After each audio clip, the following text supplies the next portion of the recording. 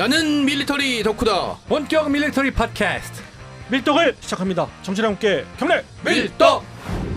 바로 안녕하세요, 박찬준입니다. 안녕하세요, 놀러온 남자 정명섭 정작입니다. 예, 플래툰 홍희범입니다. 네, 이렇게 밀떡이 시작됐습니다. 이번 시간은 우리 정 작가님께서 계속 시리즈로 이어주시는 시간이죠. 유명한 전장이랄지 혹은 전사 그리고 유명한 전투 이런 부분에 대해서 이야기를 해주시는데 이번 시간 많이 얘기할 수가 없는 거죠. 우리가 이제 6월 호국의 달을 맞아서 그렇죠. 늘 떠오르는 한국 전쟁의 뭐 커다란 이제 전투 중에서도 뭐 5대 전투에 들어간다, 3대 전투에까지도 들어가는 아주 유명한 전투가 있습니다. 바로 동양의 메르덩 전투라고 불리어지는 다부동 전투. 맞습니다. 다부동이 어딘가부터 해가지고 우리 정 작가님이 쭉 여행을 같이 떠나보겠습니다. 다부동 전투는 많은 분들이 이제 한국전을 얘기할 때 이제 굉장히 많이 얘기를 하는 거고요. 저는 그렇게 얘기합니다. 한민족의 운명이 진짜로 바닥에 떨어질 때가 몇 번 있었어요. 요 선을 넘어가면 이제 한민족은 없어지거나 흩어지거나 역사에서 지워진다고 했을 때가 몇 번 있거든요. 대표적인 사례가 뭐 잘 아는 명량의 전. 그다음에 저는 개인적으로 거란에 침입 때 현종이 안 붙잡힌 거. 그때 잡혔으면 진짜 어떻게 될지 몰랐죠. 그쵸, 정말 역사를 보면은 아주 몇 끗 차이로 안 잡힌 거예요. 그때 하공진이라는 사람이 가서 야, 임금 멀리 튀었어. 야, 그리고 여기 남쪽 진짜 멀거든. 니네 가봤자 못 쫓아갈 거야. 지금처럼 뭐 GPS가 있거나 지도가 있을 때가 아니니까 그냥 그렇게 하고 그 사람만 잡아갔어요. 이때 진짜 아슬아슬했거든요. 그다음에 또 뭐 잘 알려져 있지 않지만 고려가 이제 원의 간섭기였을 때 입성책동이라는 게 일어나요. 뭐냐면 원나라의 한 성으로, 지금 중국이 무슨 성 했던 게 이제 원나라 때 행정구역이거든요. 고려성으로 편입하자라고 이제 그 소위 얘기하는 고려인 중에 부원배들이 그렇게 얘기한 적이 있었는데 대부분은 그냥 웃고 넘어가는데 한 번은 진짜 심각한 적이 있었어요. 그때 안 이제 넘어갔던 거. 그다음에 뭐 가장 최근은 한국 전쟁 때 그 낙동강 전선까지 밀렸을 때 그때였거든요. 여기서 나중에 이제 밝혀진 바에 의하면 여기 낙동강 라인까지 밀리면 안쪽으로 미군이 이제 철수를 생각한다. 그리고 가끔 나오잖아요. 그러면은 한국 정부는 뭐 일본으로 갈까, 뭐 제주도로 갈까, 아니면 뭐 서사모아 뭐 이런 데 얘기 나오죠. 망명 정권. 그러니까 우리가 저기 서사모아에 뭐 신대한민국 뭐 이런 게 만들어졌을지도 모르고. 이게 이제 그 미국 작가 중에 유대인 경찰연합이라는 작품이 있어요. 그게 뭐냐면 48년도에 그 독립전쟁 때 1차 독립전쟁 때 이스라엘을 패배해요. 그래서 이제 이스라엘 사람들이 그 루즈벨트 대통령의 제안대로 알래스카로 이주하는, 거기에서 이제 도시를 만든다는 내용이 나오거든요. 우리도 사실은 그렇게 됐을지도 모르는 운명이 이제 낙동강 전투. 특히 이제 1사단이 이제 버텼던 다부동 전투는 왜냐하면 다른 전선에서는 사실 그렇게까지 위기 상황이 없을 수도 있었고, 전선은 이제 뭐 미군과 해병대 이렇게 지켰는데 사실은 이제 1사단이 지켰던 다부동 전투가 가장 이제 격전이었죠. 6.25 전쟁이 일어나고 나서 6월 25일 날 이제 북한군이 밀고 내려왔잖아요. 며칠 만에 그러면은 그 전선이 다부동 쪽까지 밀린 거예요? 이미 7월 말 8월 초 되면은 이제 낙동강 라인까지, 그때는 뭐 북한군한테 패배한 것도 있긴 하지만 미군이 이제 전선을 그렇게 조정한 것도 있었어요. 왜냐면 그러니까 어떻게 된 거냐면 그 10개 사단이 일단 그 밀고 내려왔고요. 총 이제 13개 사단이 그 주력 전투 사단으로 계속 밀고 내려왔는데, 특히 이제 그 스미스 부대라고 그러죠. 미군이 이제 첫 참전을 해가지고 오산 전투에서 아주 대차게 깨졌죠. 진짜. 그 뭐 좀 소위 말해 깔봤죠. 그래가지고 몇 명 정도 들어왔죠? 처음에 이제 스미스 부대가 5,000명 정도인가? 대대 이상이죠. 이제 대대에다가 이제 여러 지원 부대까지 포함을 해가지고 대대 전투단 정도? 대대 전투단 스미스 특임대라고 그래가지고 그 병력은 제가 판단할 때는 1,000명 내외 안쪽 뭐 그 정도인데, 그 일본에 주둔해 있던 부대가 넘은 거죠? 그렇죠. 24사단의 그 주축으로 해가지고 이제 들어왔는데 급하게 끌어모았죠. 거기다가 이제 포병대대 이제 붙이고 그래가지고 이제 했는데 이제 미군이 참전했다 그러면 이제 다 물러설 줄 알았더니 이제 뭐 그게 아닌 거죠. 그렇죠. 그리고 T-34 전차를 몰고 들어오니까 미군도 이게 아닌 게 한 거죠. 그다음에 우리 이제 전차 없는데 24사단 주력이 이제 들어와가지고 결국 대전에서 결전을 벌였는데, 대전에서 이제 완패하고 뭐 딘 소장 포로로 잡히고 사단장이 잡히고 이러다가 또 하나 이제 그 북한군 6사단 그 방호산이라는 사단장이 굉장히 좀 뛰어난, 그들 입장에서 봐서는 뛰어났는데 호남을 너무도 빨리 네. 우리가 생각한 것보다 훨씬 빨리 이제 점령해 버렸어요. 거기다가 이제 우리의 이제 그 전략도 호남은 안 되겠다 포기하자. 그래서 이제 결국은 이제 워커 사령관이 판단을 한 게 낙동강을 따라 흐르는 요게 이제 마지막 어떻게 보면 방어선이다. 이 뒤로 다 그 연합군이 물러서서 예. 하자. 그래가지고 좀 더 그 긴 선 어떻게 보면 낙동강의 그렇죠 이제 하류 쪽부터 쭉 상류로 올라가는 중간 부분까지는 이제 미군이 맞고 그 이후는 대한민국 1군단과 2군단이 맞는 걸로 해서 네. 그렇게 전선이 구축이 됐죠. 네. 아니 호남이 역사적으로 봤을 때는 네. 사실 그렇게 밀리거나 네. 임진왜란 때도 그렇고 그렇게 잘 방어를 했었는데 북한이 내려올 때는 전혀 방어가 아예 안 되고 그냥 아닙니다. 그건 아닙니다. 그건 아니에요? 예, 그렇게 잘못 알고 있는데 예. 우리 입장에서는 뭐 민부대랄지 그리고 또 많이 나오는 분이 있죠. 그 최병덕 장군. 그 참모총장 그 당시 참모총장이 백의종군 하셨죠. 백의종군 네. 해가지고 그 민부대와 함께 이제 그 전선에 나간 것도 호남 지역이고 대한민국 국군은 방어를 하려고 많이 애를 썼는데 중과부적인 거죠. 뭐 미군이 도와주지 않는데 그 당시는 방법이 없는 거죠. 화력부죠. 그러니까 이 문제는 사실은 좀 민감한 문제라 다들 얘기를 잘 안 하는데 한국군은 48년도에 이제 정식으로 창설이 돼서 이제 훈련을 해야 되는데 사실 미국의 지원도 좀 시원찮았고 이제 그 다음에 훈련을 계속해야 되는데 뭐 게릴라 토벌 작전이라든지 이런 것 때문에 50년대 기준으로는 대대급 훈련 정도가 완수된 정도. 그러니까 이제 대규모 우리가 하는 RCT 뭐 이런 훈련들을 한 번도 해본 적이 없는 사례였어요. 예, 그렇기 때문에 이런 대규모 전면전에서는 사실은 병사 개개인의 기량이 뛰어나거나 뭐 이런 식으로 이제 훈련을 잘해서 버티는 것 정도를 제외하고는 사실은 좀 불리할 수밖에 없었고 사실 북한군도 급속도로 늘어난 상태이긴 한데 북한군의 당시 주력 부대는 상당수가 이제 아까 방호선 장군 얘기했던 것처럼 이제 북한 국공 내전에 참전했던 이제 그 부대 출신이기 때문에 각각의 전투력 자체는 1950년대 기준으로는 미군도 이 게임이 안 되나? 라고 할 정도로 이게 그 실전 경험은 상당히 풍부했죠. 네. 미군 같은 경우도 사실 2차 세계대전이 끝난 지 불과 5년밖에 안 됐을 때잖아요. 근데 이제 미군은 급격하게 엄청 100개가 넘는 사단 중에서 엄청나게 줄여가지고요. 정말 사단 규모도 그렇고 거의 사단별로 그 완편을 하고 있지를 또 않았어요. 그렇기 때문에 이 미군이 뭐 셌다라고 할 수가 없었죠. 뭐 미군의 그 아주 유명한 1기병사단도 나중에 들어왔지만 네네. 그래서 이제 참고로 이제 다부동을 하기 전에 말씀드리면 1기병사단을 기점으로 24사단 그리고 2사단 그리고 그 25사단 이렇게가 이제 그 낙동강 전선을 가고 있고요. 네. 그다음에 이쪽으로는 우리 이제 1사단 그다음에 6사단, 8사단, 수도사단, 3사단 이랬거든요. 그 수도사단, 3사단 또 맡고 있던 2군단이 뻘짓을 하면서 조금 뻘짓을 했어요. 뻘짓을 하면서 이 다부동의 중요성. 네. 다부동이 뚫리면 바로 대구 뚫리고 그럼 이제 끝인 거예요. 그런 상황에서 1기병사단과 어떻게 보면 조우도 할 수 있고 하는 게 1사단이다 해서 네. 1사단을 그 지역에 한 거죠. 그렇게 맞습니다. 해서 네. 다부동이 어떻게 이어졌는지. 그러니까 칠곡 쪽에 이제 다부동이란 지역이 이제 칠곡에 있는 거고 칠곡 바로 뒤쪽이 말씀하신 대로 대구. 그리고 대구가 만약에 점령당하게 되면은 그 안에서 이제 군 기동 라인이 이제 제한이 되기 때문에 얘기했던 대로 이제 미군도 철수해야 되나 뭐 이 생각하고 있을 정도였었고요. 그 다음에 이때쯤 8월 이제 3일 정도부터 전투가 시작되는데 사실 이때 되면 그 B-29 날라와서 폭격하고 막 전선이 늘어졌기 때문에 뭐 그건 당연히 이제 유엔군이 이제 의도했던 방향이었거든요.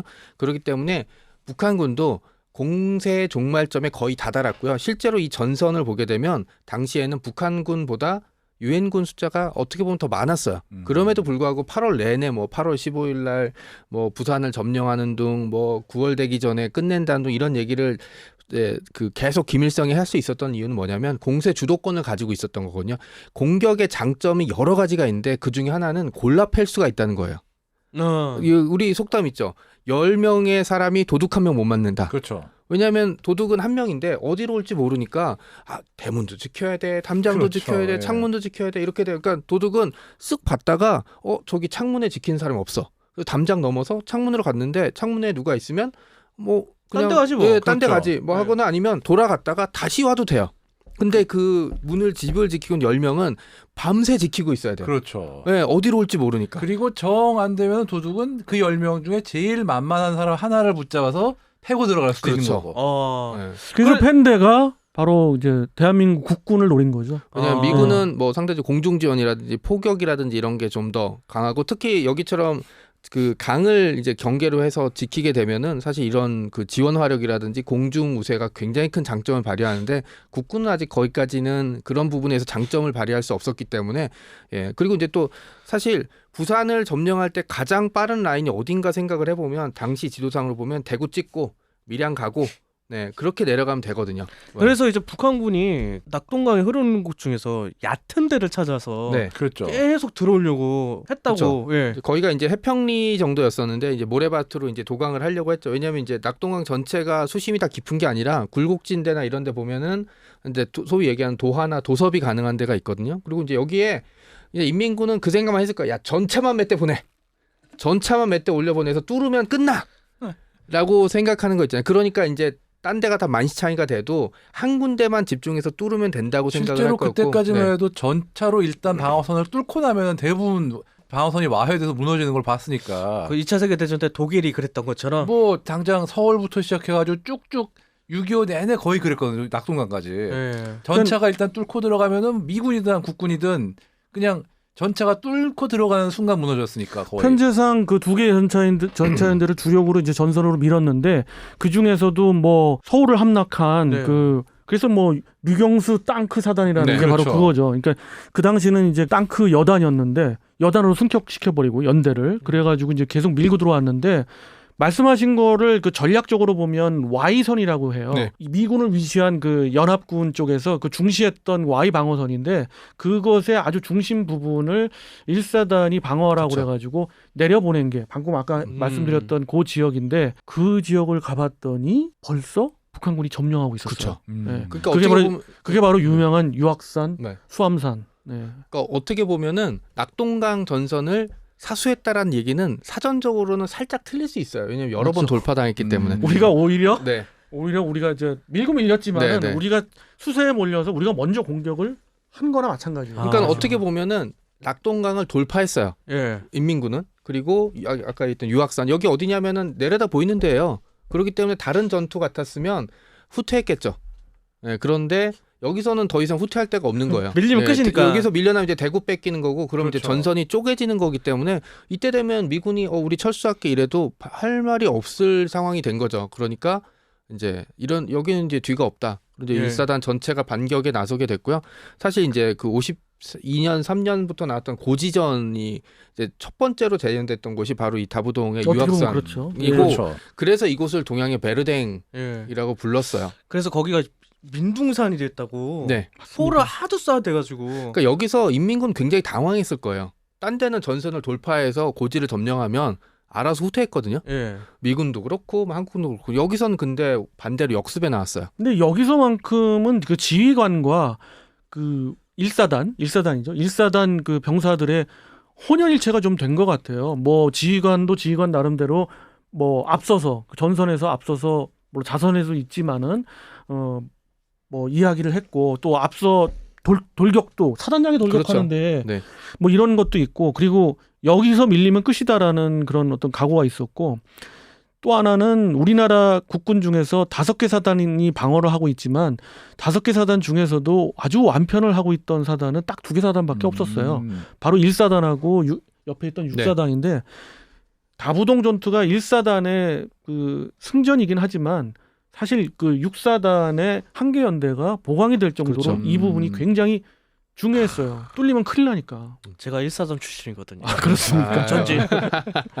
그래서 뭐- 좀 상황을 보면 옆에 그 11연대가 좌측, 중앙이 12연대, 그리고 원래는 13연대지만 이제 다부동까지 내려오면서 이제 개편이 됐어요. 예. 여러 가지 뭐 2사단이 막 올라가고 뭐 하는 와중에서 이제 15연대로 개편이 네. 됐는데 그래서 11연대, 12연대, 15연대로 구성된 1사단은 정말 피를 흘리면서 방어했죠. 그러면은 그때 활약을 했던 무기 체계는 어떤 것들이 있어요? 뭐 무기 체계는 그 네. 우리 보병이 갖고 있는 건 M1 소총이죠. M1 소총이고 그리고 그쪽 그 북한군은 모신나강. 알다. 뭐 모신나강 소총하고 예. 뭐 따발총. 근데 이런 것도 저는 있고. 이 전선에서 가장 많이 사람을 죽인 게 총알이 아니라 총검이나 수류탄일 수 있다는 생각 계속 많이 해요. 왜냐하면 이제 참전용사 수기나 이런 걸 보게 되면 참호전 때. 네, 참호전 때 사실 총을 쏴서 죽일 시간이 없었다는 게 그만큼 많이 몰려오고 그다음 우리가 밀고 올라갈 때도 뭐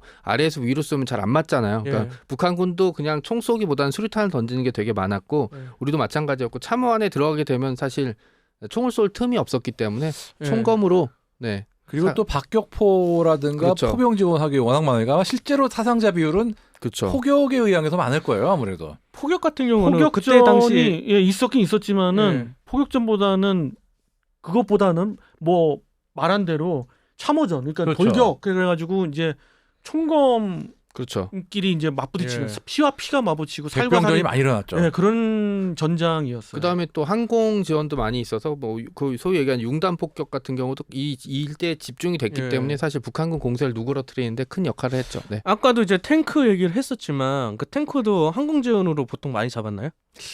아니 많이 잡았다고 착각을 했죠 유엔군은. 아, 그죠. 그것보다는 그 나중에 이제 밝혀졌지만은 1기병사단에서 한 개 전차 대대가 배속이 됐는데 거기에 대부분을 빼서 그 1사단이 급하니까 이제 1사단 쪽으로 들어오면서 거기서 아마 전차전이 벌어졌어요. 거기서도 전차전이. 상당히 많은 수의 T-34가 파괴됐죠. 아. 그리고 중요한 게 그 수암산이랑 이 산을 점령했던 데가 어디냐면 3사단이었어요. 북한군. 네, 북한군 3사단 어디냐면 서울을 점령했던 부대. 3사단과 네, 4사단이 서울을 점령했는데 그래서 그걸- 3일 만에. 네. 그래서 이 사단의 정식 명칭 중에 서울사단이라고 부르는 명칭이 들어가 있는 걸로 알고 있어요. 우리로서는 굉장히 치욕적인 거죠. 그렇죠. 네. 지금도 제가 북한군 편을 언젠가 한번 좀 정리를 해드리려고 하는데 지금도 3사단과 4사단은 1군단에 배속이 돼 있어요. 맞습니다. 북한군 1군단에. 네, 그런 문제들이 있었기 때문에 이거는 어떻게 보면은 서울을 빼앗긴 거에 대한 복수를 한 셈이 된다고 저는 생각해요. 그 3사단이 점령하고 있던 산 고지를 다시 우리가 점령을 했고요. 예. 그래서 이제 거의 한 달 동안 싸운 거죠. 8월 29일 정도에 끝나는 거니까. 어떻게 보면은 그 Y선이 일부 밀렸다가 다시 밀고 올라가서 회복한 거죠. 그러니까 이 전투가 낙동강 우리가 피해 혈전이라고 부르던 낙동강 전투를 시작과 끝을 장식한 그 전투가 되는 거예요. 그리고 이 전투가 시작할 때 의기양양하게 들었던 북한군은 이후에는 이제 9월 초 정도 되면은 북한군의 공세의 한계점 명백하게 나오거든요. 이제 뭐 병력도 소모되고 전차도 거의 없어지고 공습도 계속 받고 그리고 이제 한숨을 돌린 유엔군은 이제 인천으로 가자. 라고 된 거죠. 이게 이제 여기서 버텼기 때문에 사실 근데 이제- 인천 상륙작이 예, 가능한 그렇죠. 거죠. 네. 맞는 말씀이시고 진짜 중요한 전투인데 거기에서 지금 얘기하셨던 그 3사단뿐만 아니고 인민군도 굉장히 치열했어요. 여기 분명히 우리가 이겨야 된다 해가지고 예. 무려 15사단 같은 경우는 8사단이나 우리 8사단이나 수도사단 쪽에 있었거든요. 예. 이걸 우회해서 빼가지고 15사단도 합류를 했고, 그러니까 1사단이 저쪽 그 3사단하고만 싸운 게 아니라 3사단, 13사단, 15사단 그래서 3개 사단. 사단 수로 보면 3대 1의 싸움이었어요. 예. 와. 근데 이제 그거를 뭐 여러 가지 이제 그 미군의 지원도 있었지만은 미군의 전차 지원 그리고 그 미 공군의 융단 폭격으로 인해서 많은 부분 그런 면도 있지만 일단 나라를 지켜야겠다는 그 정신 그 부분이 이 다부동에서 정말 발휘됐던 것 같아요. 왜냐하면 국군이 창설된 게 1948년이었고요. 장비나 훈련도 모두 부족했어요. 엄청 네, 물렸죠. 이때가 이렇게 생각하면 잘 모르잖아요. 지금으로 치면 어디냐면 이제 아프간 정부군. 아프간 정부군은 지금 미군 철수하고 나면은 사람들이 어떻게 될까로 예상을 하지만 오래 버틸 거라고 예상하는 사람 별로 없어요. 없죠. 왜냐하면 거기 아프간 정부군은 아무리 훈련을 시키고 뭐 경찰 나토군이 20년 동안 훈련시켜도 제자리 걸음이에요. 아무것도 못해. 왜냐하면 그 나라 사람들한테는 나라를 지켜야 될 이유가 없기 때문이죠. 네, 그리고 월남도 사실 뭐 그 엄청난 병력과 미군이 지어준 장비가 있었지만 미군이 철수한 다음에 몇 년 못 버텼어요. 그리고 그런 나라의 운명과 우리도 비슷할 수가 있었죠. 왜냐면 닮은 점이 많았거든요. 왜냐하면 군대가 창설된 지 얼마 안 됐고 훈련도 부족하고 내내 밀려서 인명피해는 어마어마하게 났고 그런데 버틴 거예요. 사람들한테 이때 뭐 희생해라, 뭐 네가 나라를 지켜야 된다고 하지만 거듭 말씀드리면 사람 목숨 하나밖에 없어요. 이 목숨을 걸라고 얘기를 하는 사람은 있지만 실제로 병사들이 그렇게 하는 건 좀 다른 문제. 맞습니다. 네, 이게 사실 잘 훈련된 군대냐 아니냐의 차이가 나는데 한국군은 이 당시에 1사단 병사들은 정말 초인적인 희생을 한 거죠. 저는 이게 초인적인 용기라고 생각하지는 않아요. 초인적인 희생이죠. 왜냐하면 포탄이나 총탄에 용기가 맞설 수는 없거든요. 그렇죠. 그러니까 이게 네. 아까도 말씀을 정 작가님 하셨지만 테크니컬한 측면에서 봤을 때 상대가 안 됐어요. 왜냐하면 우리는 대대급 그 훈련을 이제 막 맞춘 어느 사단이건 맞춘 상황이었고 북한군은 사단급 그 훈련까지 다 마친 상황이었어요. 그러니까는 전략적으로 우리가 한층 밀렸지만 이게 어떻게 그거하고 비교가 안 되는 거예요. 그렇죠. 왜? 대단한 거죠, 진짜. 대등한 거고 심지어 계속해서 그 고지를 빼앗겼다가 또 우리가 뺏었다가 하면서 그 계속해서 끈기 있게 버틴 거, 목숨을 걸고. 거듭 말씀드리지만 Y선은 지킨 게 아니었어요. 밀렸다가 밀고 밀리다가 나중에 8월 29일에 종결될 시점쯤에 회복했다는 표현이 더 맞습니다. 그러니까 뭐 아주 쉬운 산이나 뭐 바다 강 앞두고 막 북한군이 쳐들어오는 걸 여유롭게 막은 게 아니라 낙동강을 도하에서 계속 널려나가는 이제 북한군을 계속 물량 공세로 나온 북한군을 밀어붙이고 해서 이겨낸 거죠. 한 달 동안. 근데 청취자 여러분이 조금 오해하실 수가 있어서 부연 설명을 좀 드리면 그 낙동강 방어선은 어찌됐든 9월 초가 되면 기존에 세웠던 낙동강 전선에 비해서는 많이 밀렸어요. 네네. 그러니까 1사단 쪽은 계속 국권이 지켰고 그 미군 쪽에서는 밀리진 않았는데 역시 어쩔 수 없이 중과부적으로 우리 국군이 지키고 있던 6사단, 8사단, 수소사단, 3사단 지역은 조금 밀려 있었죠. 그래서 뭐 영천이 피격됐네, 뭐 그러다가 탈환했네, 그렇죠. 이런 얘기가 나오는 것이 아주 정말 그렇죠. 또 백척간두의 그런 전투거든요. 예. 그때 이제 유명했던 얘기. 근데 21일인가 22일쯤 되면 북한군 포병 대대장이 이제 항복해요. 전선이 이제 자기도 더 이상 자신이 없으니까. 네, 그러면서 이제 사실은 어느 정도 전선이 전세되는 게 있고 전차전 얘기하셨는데 유명한 얘기했죠. 볼링장 전투라고 부르거든요.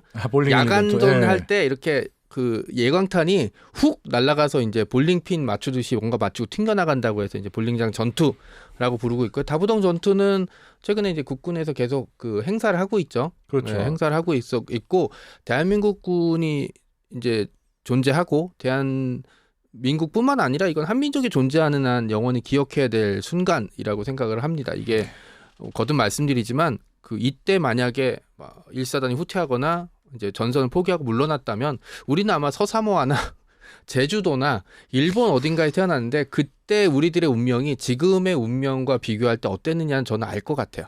그리고 그런 의미에서 뭐 밴드에도 우리 이제 밀떡 밴드에도 한번 올렸지만은 어떤 그 청취자분께서 다부동 전적 기념비가 그 유학산 근처에 있습니다. 네. 그래서 그쪽을 이제 방문하시거나 좀 그럴 기회가 혹시 되시면은 그런 것도 좀 기리면서 한 번쯤 방문하셔서 사진도 찍고 네. 또 기념하시는 그런 시간이 됐으면 좋겠어요. 6월이 뭐 호국 보훈의 달이라고 부르고 있고요. 이게 뭐 시간이 오래 지났다고 이걸 잊어버릴 수 있는 문제는 아니라고 생각을 하기 절대 때문에 아니죠, 절대. 그렇죠. 그래서 네. 오늘 이제 따로 한번 준비를 좀 해봤고요. 네. 다부동 전투 우리 정 작가님께서 잘 고르셨고요. 다부동 전투 이야기할 수 있는 기회가 우리 밀떡에 있어서 가지고 너무 좋았던 맞습니다. 것 같습니다. 그분들의 노고에 다시 한번 진심으로 감사드려요. 그렇습니다. 예. 그런 의미에서 우리 힘차게 경례와 함께 이 시간을 네. 마무리 짓는 걸로 하겠습니다. 청취자 여러분께 경례 밀떡!